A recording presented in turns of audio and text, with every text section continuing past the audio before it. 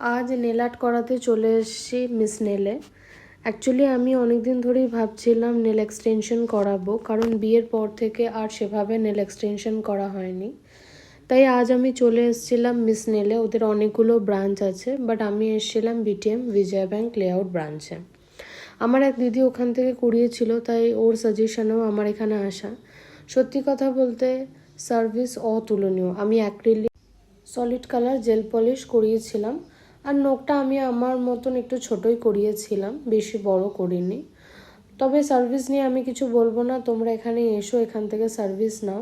ব্যাঙ্গালোরের অনেক জায়গায় রয়েছে, বাট আমার মিস নেলের সার্ভিস ওদের খুব খুব ভালো লেগেছে এবং বাজেট ফ্রেন্ডলি। আজ প্রায় 1 মাস বাদে আমি এই ভিডিওটা পোস্ট করছি, কিন্তু বিশ্বাস করো মুখে এতটুকু কিছু হয়নি।